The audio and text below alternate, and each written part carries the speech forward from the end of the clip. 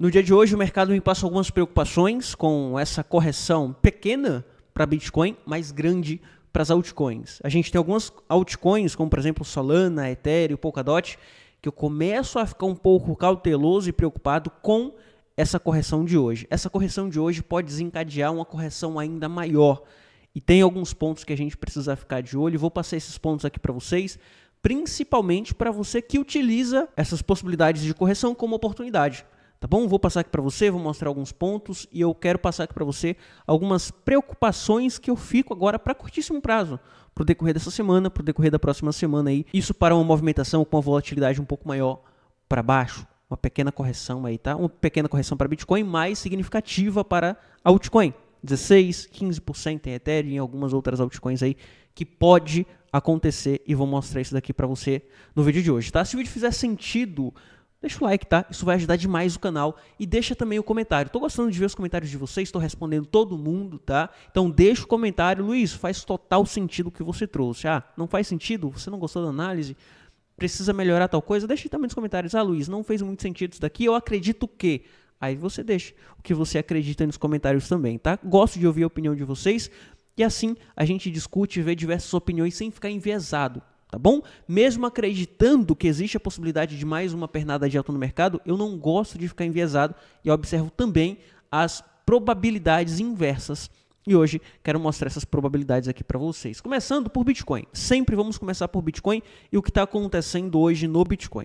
Vou fazer uma remarcação no Bitcoin. A gente tinha uma marcação basicamente nesse formato, com o Bitcoin rompendo aqui uma cunha que a gente tinha informação, mas eu vou remarcar caracterizando esse ponto como resistência e de fato é uma resistência. Porque olha só, aqui pessoal, a gente tem uma resistência em regiões de negociação, 98 mil dólares por unidade, sabemos que é uma resistência, enquanto continuamos com o suporte em 95. Tá bom? Então essas duas regiões são muito importantes, duas regiões de negociação forte, onde o mercado vai dar a direção, vai mostrar a direção para a gente a partir do momento que a gente tiver a confirmação de rompimento dessa região de lateralização. Estamos indo para a quarta semana com Bitcoin dentro dessa região. O mês de fevereiro foi praticamente todo em lateralização e agora, finalzinho de fevereiro, início de março, a gente tem a direção de mercado e a continuação ali de direção de preço para ciclo, ou é fim de ciclo ou é continuação. Eu acredito na continuação de ciclo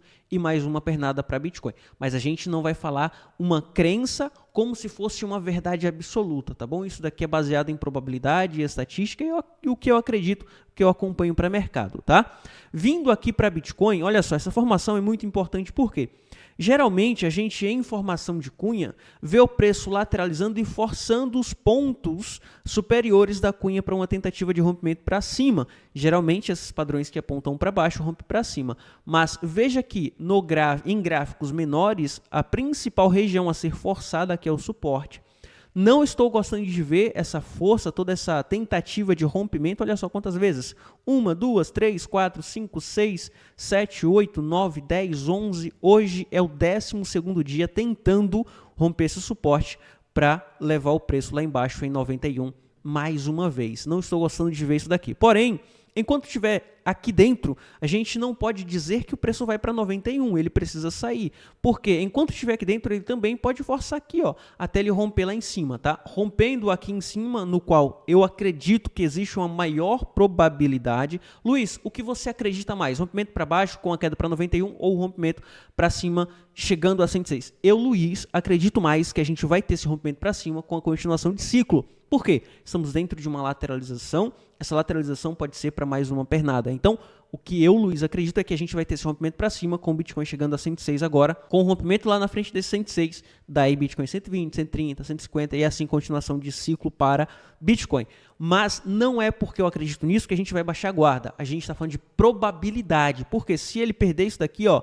essa região, veja que essa formação não é uma formação boa, isso daqui é uma formação ruim, é um contexto ruim para Bitcoin, demonstra falta de interesse comprador, olha só como vem diminuindo aqui, até que exista essa possibilidade de rompimento. Então, enquanto ele estiver aqui nessa formação, a gente está em um contexto ruim para Bitcoin. O que precisamos agora para melhorar esse cenário para o dia de hoje, pelo menos para o dia de amanhã, é de um rompimento aqui, pessoal. O rompimento dessa região de resistência que ele não conseguiu ultrapassar em 96. Precisamos desse rompimento para melhorar o contexto de mercado, porque enquanto ele estiver abaixo desse 106, forçando o suporte mais uma vez, até que vai consumir todas as compras dessa região, os compradores irão parar de comprar, as pessoas que estão vendo isso daqui e está sendo consumido as suas ordens, simplesmente vai executar as ordens de todo mundo e não vai ter mais interesse, tanto interesse comprador, e daí pressão vendedora maior e elevando o preço para baixo. Então a gente vai ficar atento a isso daqui. E principalmente o Bitcoin tentando romper essa região de 106, ele vai descaracterizar. Para o dia de hoje eu acredito até que ele vai tocar lá em cima, tá? Para o dia de hoje, eu, Luiz, acredito que ele vai tocar lá nos 96 e pode ficar aqui preso dentro dessa região. Aí, o rompimento vai acontecer a partir dos próximos dias, tá bom? Então, a gente vai fazer essa observação de rompimento. Se tivermos esse rompimento aqui de Bitcoin em 95, no qual a gente ainda não descarta, não descartamos ainda, tá? Enquanto a gente não tiver uma direção definida, não descarta o rompimento de fundo, aí sim as coisas ficam feias para as altcoins. Olha o que está acontecendo no Bitcoin.D, que seria a dominância do Bitcoin. Tá? A gente vai fazer essa observação porque a dominância para o dia de hoje está subindo muito, mas um contexto ruim para as altcoins. Então o fechamento de hoje para a dominância é muito importante. Ele precisa voltar e fechar abaixo dessa região de 61% e 36%. Se não fecha abaixo aqui, pessoal, vai ficar um contexto muito ruim. Possibilidade de voltar de novo aqui, ó, 62 aproximadamente. Então, para que tenhamos um contexto melhor para as altcoins, para que a gente não tenha perda de suporte em altcoin e a coisa fique ainda pior, isso daqui é um contexto negativo que eu estou observando para o mercado e que eu começo a ficar preocupado. Então, é só uma preocupação de mercado e a gente vai se antecipar essas preocupações para tentar fazer um dinheiro aqui mesmo com essa possibilidade de correção para as altcoins. Então, se não fecha aqui embaixo no dia de hoje, amanhã a gente pode ter dominância subindo para 62 e mais um dia negativo aí para as altcoins. Tá? Então, muito importante acompanhar esse fechamento de hoje para a dominância do Bitcoin, tá? Quando a gente vem para altcoin, como por exemplo o Ethereum a gente sabe que teve todo aquele acontecimento lá, e nos 2 dias anteriores a gente teve o Ethereum subindo, veja só, a gente teve o Ethereum saindo aqui mesmo com tudo o que aconteceu, saindo de 2.656, vindo para 2.800, muito próximo de 2.900. Por que que isso aconteceu? Hoje eu entendi por que que isso aconteceu. Hoje eu entendi porque a gente teve 2 dias em valorização, mesmo com o contexto em que a gente teve um problema, um dos maiores problemas financeiros, um dos maiores hackers financeiros do mercado da história, e mesmo assim o Ethereum principal afetado subiu aproximadamente, saindo desse fundo a esse topo, 7%. Mesmo com todos os problemas, o Ethereum subiu 7%. E eu entendi esse contexto, e esse contexto traz aqui a justificativa do porquê hoje está caindo, e é esse contexto aqui, olha só, a Bybit compra 1,2 bilhão em Ethereum para compensar roubo, mas o mercado segue em queda. Isso aqui é para hoje, tá? Então, essas compras foram nos últimos 2 dias, 1,2 bilhão, trazendo o Ethereum aqui para a casa dos 2,8, 2.800 aproximadamente. Não foi uma valorização muito grande, de 10, 15, 20%, isso daqui, porque foi compras em OTC, devem ter comprado um pouquinho a mercado também, porque eu acredito que não teria tudo isso daqui em OTC de uma única vez, em um único dia. Então, comprou um pouquinho ao mercado, grande parte em OTC. Então, a gente teve essa alta tímida de 7%, mas ainda assim foi alta. E o que isso quer dizer? Isso quer dizer que nos últimos 2 dias, o Ethereum subiu com essa compra de 1,2 bilhão da Bybit. Porém, agora o contexto é que não temos mais essa pressão compradora de 1,2 bilhão. Então, o mercado vai voltar um pouco, porque as pessoas, ou aquela pressão compradora que a gente tinha, que vinha principalmente de Ethereum, a gente não tem mais, que vinha principalmente da Bybit, a gente não tem mais, e as pessoas que estavam vendendo continuam fazendo ali as suas pequenas vendas por medo, por pânico. Então, a gente tem essa correção de hoje para Ethereum de mais de 4%, chegando muito próximo dos 5%. Isso daqui justifica a queda de hoje, ou justifica a valorização de Ethereum nos últimos 2 dias. E quando a gente vai ver aqui a Bybit, olha só, a Bybit conseguiu com essa compra voltar para casa dos 384 mil Ethereums em reserva. Isso daqui, de acordo ao dado da CryptoQuant, pode ter superado isso daqui, porque na notícia eles mostram que compraram mais de 400 mil Ethereums, tá? Eles conseguiram comprar isso daqui com empréstimos e depósitos de grandes investidores e compra direta. permitindo que a plataforma recuperasse quase 88% dos fundos roubados pelo hack da semana passada. Ou seja, a Bybit conseguiu adquirir de novo 1,2 bilhão ou aproximadamente 400 mil etéreos. Muita gente está vendo isso daqui em um contexto totalmente errado. Algumas pessoas, alguns influenciadores estão passando para as pessoas de uma forma em um contexto totalmente errado também. Por quê? Em alguns vídeos, ou na live principalmente de sábado, eu tinha falado sobre esse contexto de perda e alguns influenciadores estão passando para as pessoas que essa perda é insignificativa para a Bybit porque a Bybit tem um fundo de 20 bilhão. Só que a Bybit não tem 20 bilhão, entenda isso, tá? Para você que vai deixar crítica nesse vídeo, e se você quiser deixar, não tem problema nenhum. A Bybit não tem 20 bilhão de fundo. O que eles têm é reserva das pessoas que colocou dinheiro lá. Por exemplo, você colocou 1 bilhão lá. A Bybit pega esse 1 bilhão e coloca em fundo. Para quando você for sacar esse 1 bilhão, você ter direito ao dinheiro que você colocou lá. Ou seja, esses 20 bilhões são das pessoas que utilizam a Bybit. Não é da Bybit esse valor. Se a Bybit desses 20 bilhões perde 10, eles não perderam dinheiro deles, perderam dinheiro das pessoas. Ou seja, se todo mundo sai da Bybit, eles têm um déficit de 10 bilhão. Ou seja, a plataforma existe a possibilidade de ficar insolvente porque não vai conseguir pagar todo mundo. Se tem uma perda de 1,4 bilhão que não é deles, mas sim das pessoas, isso significa que se todo mundo pede saque, eles não vão ter 1 bilhão para pagar todo mundo. Vai faltar 1 bilhão dessa reserva para pagar todo mundo.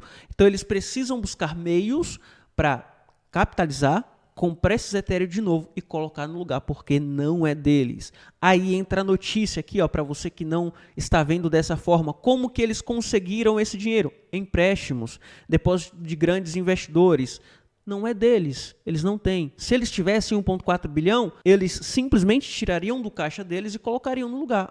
Eu tenho aqui 1 bilhão, eu vou colocar 1,4 bilhão. Mas 1,4 bilhão, pessoal, não é qualquer empresa que tem em caixa. Tem empresa com valuation de 100 bilhões, 20 bilhões, 300 bilhões e não tem 1 bilhão em caixa, nem próximo disso. Então, a Bybit segue no mesmo racional.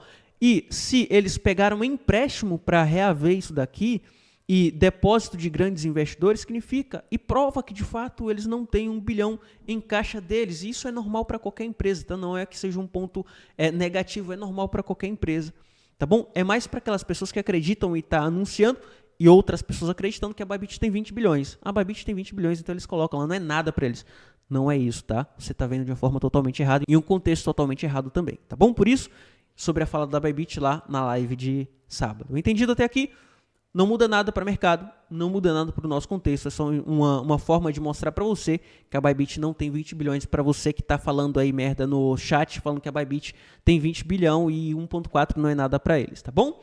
Enfim, voltando aqui para o contexto de Ethereum, o que eu fico mais preocupado no Ethereum é o seguinte, olha essa formação aqui de Ethereum. O Ethereum está dentro de um contexto em que a gente tem uma formação de canal e dentro dessa formação de canal a gente tem um padrão de bandeira, ou seja, um padrão de continuação de baixa. Eu venho aqui para o gráfico de 4 horas e observo que a partir do momento... Vou voltar para o gráfico diário para mostrar o alvo antes de passar aqui a projeção dessa bandeira, tá? Aqui a gente tem um suporte em 2.190, aproximadamente 2.200. Quando a gente vem aqui para a projeção desse padrão, dessa bandeira, se tivermos a confirmação dessa bandeira, veja só, existe a possibilidade do Ethereum romper essa bandeira aqui e vir em direção a esse fundo em 2.000 mais uma vez, 2.100, 2.200. Infelizmente, mas essa é a projeção gráfica, contexto gráfico do que está acontecendo aqui com o Ethereum. Não conseguiu ultrapassar a resistência, não está conseguindo segurar queda e formação de um padrão de continuidade de baixa, ou seja, a possibilidade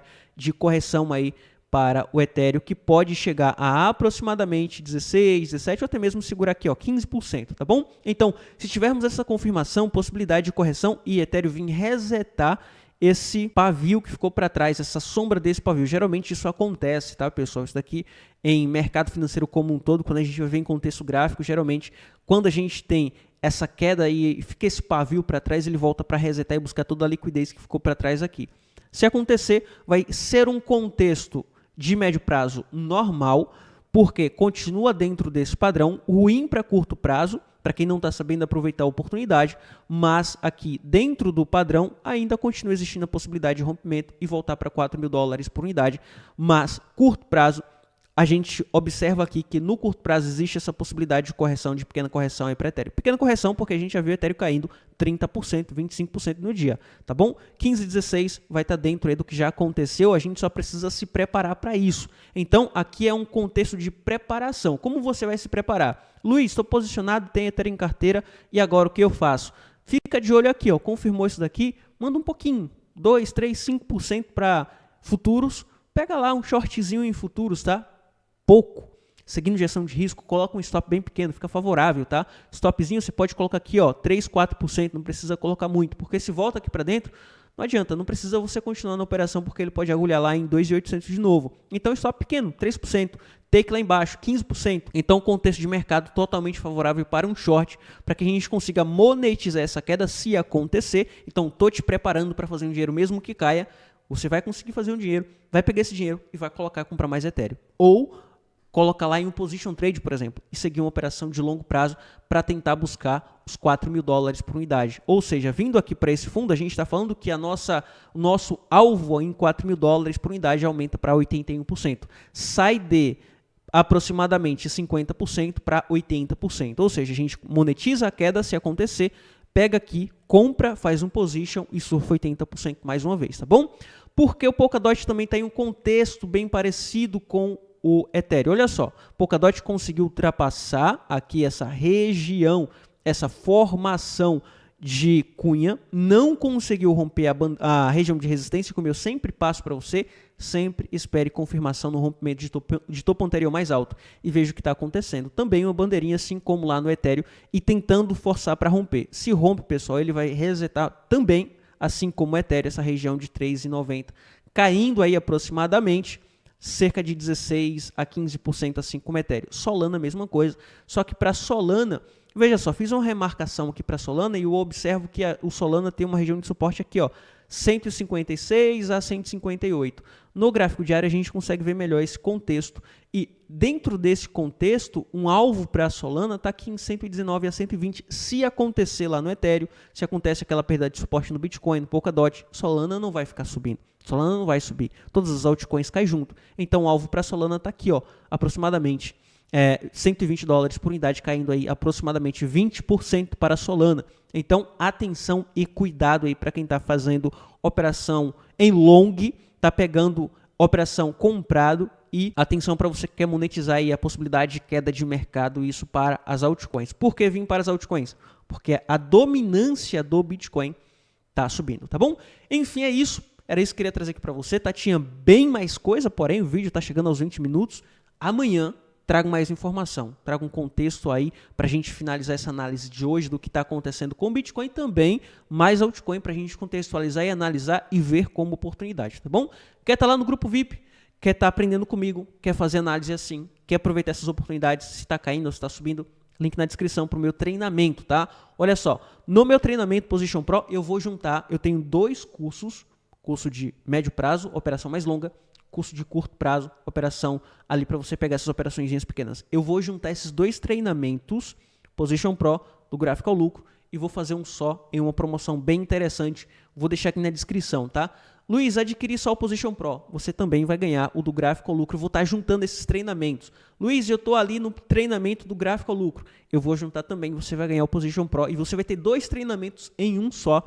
E vai ganhar mais grupo VIP, tá bom? Então, já vai lá no link, adquire o treinamento Position Pro, você vai ganhar o do gráfico ao lucro, vai aprender e também vai estar lá no grupo junto comigo, tá bom? Não sei por quanto tempo vai ficar assim, talvez eu mude, vou ver como que vai estar o engajamento com a galera, quem vai estar gostando ou não, e depois a gente vê aí por quanto tempo vai continuar dessa forma, tá? Então, aproveitando o momento de mercado, vai fazer dinheiro, vai ganhar dinheiro independente de condição de mercado, se está caindo ou se está subindo, tá? Link na descrição, vai lá, clica no link e vai ver porque você precisa estudar isso daí, tá bom? Ficando por aqui, te vejo no próximo vídeo.